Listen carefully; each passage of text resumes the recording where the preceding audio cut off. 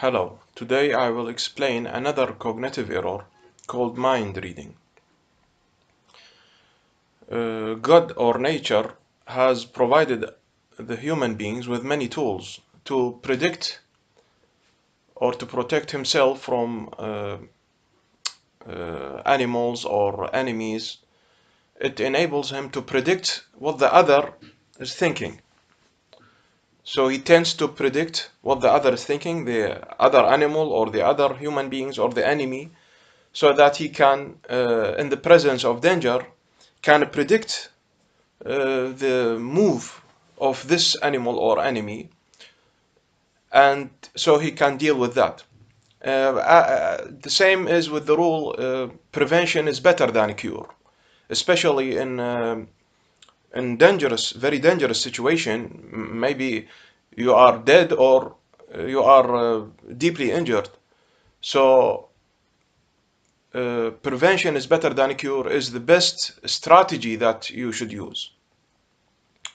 Okay, so in any case that you think it is dangerous or there is a danger, and also there is no information to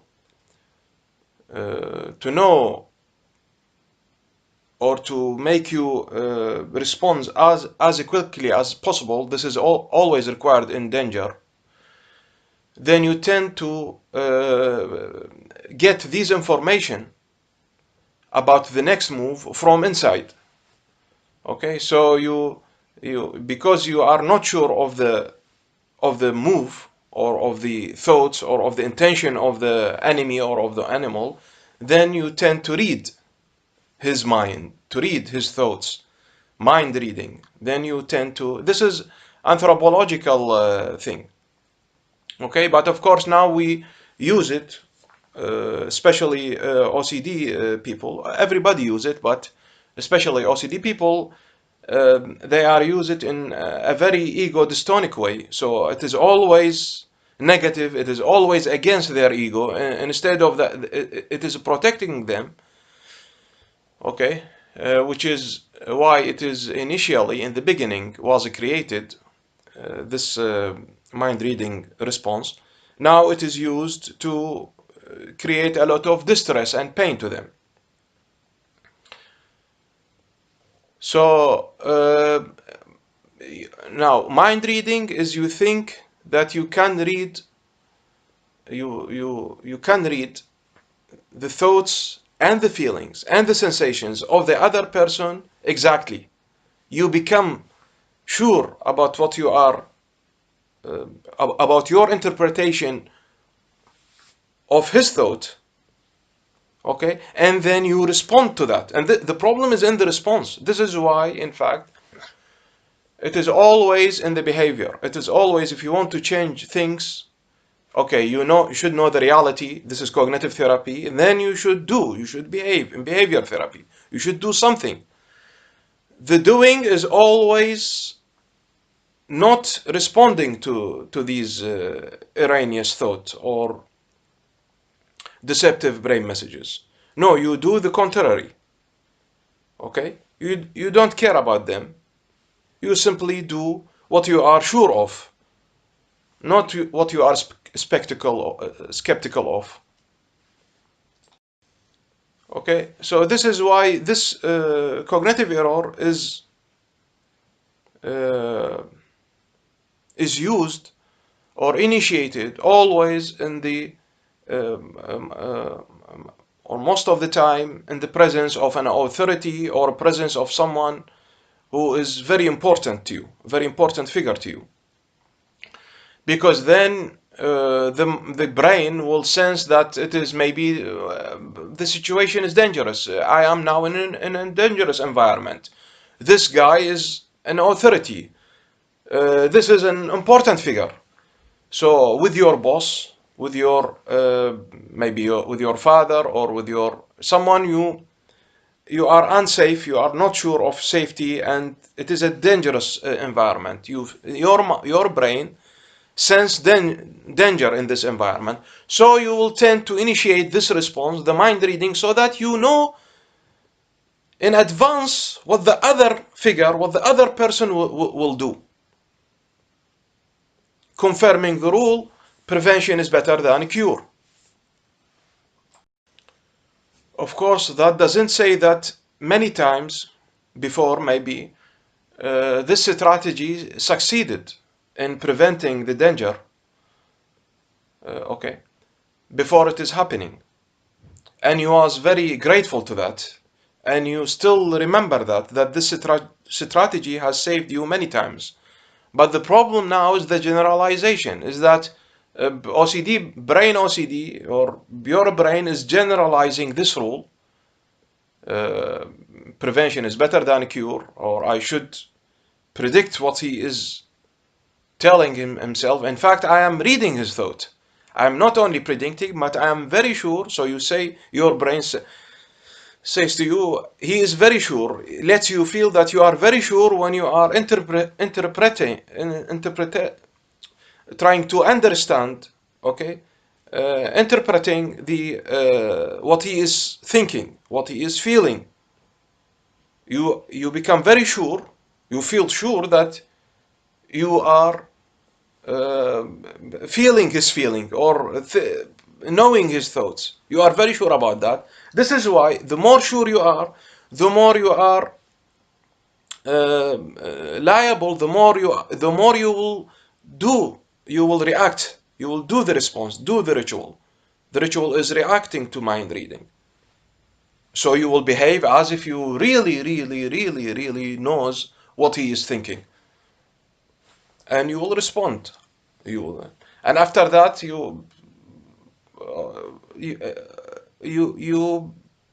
discover that it was false messages, that your behavior was wrong. You think that your boss, when you was talking with him, he looked to you like that, or he looked away from you. Then you think your boss or your authority figure, then you thought then that maybe he is angry with me, that maybe what I am talking is wrong, or he is disappointed with me, or like that. Okay, uh, you feel that you know his inner state. In fact, you even don't know your inner state. You know, in these situations, you know you hear and you know only your deceptive brain messages. You are fused with your deceptive brain messages. Okay, so originally mind reading was a very good strategy, and sometimes it is good, but the brain should not confuse, should not generalize this rule everywhere, in every anxious situation. Sometimes you should, in an anxious situation, or situation that provoke an anxiety, or feeling of fear, you should in fact focus not on what he is thinking, but on the reality. Especially now, you will not be eaten by this lion, because there is no lion. You can correct something if it was wrong. So you should based. We are not in situation of extreme danger to do only fight or flight response. No, we are not such an extreme danger that you should always read the mind of this enemy, of this animal, of this environment thing outside of you. You should always read it. Of course, if you read it, you will generate the information from inside, from your thoughts. You will never know what is the reality. Okay, then you should always ask him about what he is thinking about, or if you want information, then you ask. Then you should make sure that there are real proofs of that. Okay, but if that continues and you think, oh, this is really a mind reading error, then okay, what should you do? Try to be aware that you are beginning to interpret and mind reading this person, the thought of this person. Okay, so relabel it. Okay, what shall you do? Be aware that you are mind reading, and then relabel it as a mind reading. Okay, and that you can never know what is the other people. You can never know for sure what the other people is thinking or feeling, or sensing, okay, in the now. Especially now. Maybe later you will know, but now, when you are beginning to mind read, you don't know. You are not a god or someone who knows the future, or no, you simply know only you should base your reaction on concrete things, on things that are very sure, physical, very sure, undisputable proofs that he is thinking that way. Okay? Not that you think that he is thinking. You feel that he is feeling. You think, and you. Okay, so the important thing here, as it is always with cognitive errors, is your response.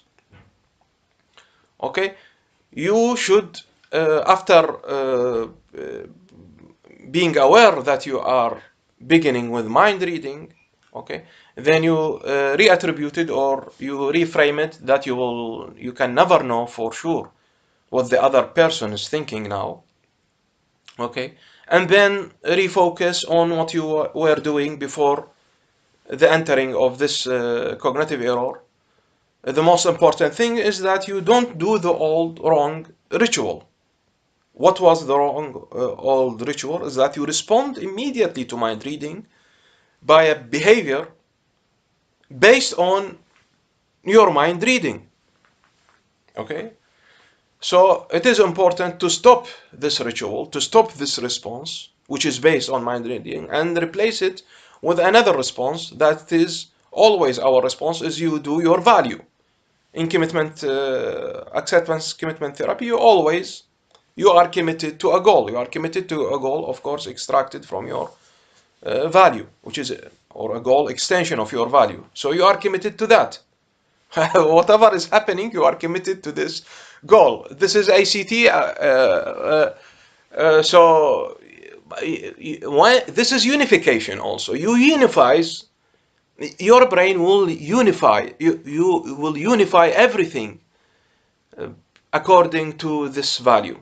So you will be more solid, one, unified, not distracted, not defragmented, not fragmented, not distracted. Thoughts and no, you knows, no, I will do that. I will not do that. I will do that. I will not choose that. I will choose that. I will not do this response. I will do this response. Why? Because it is according to my values.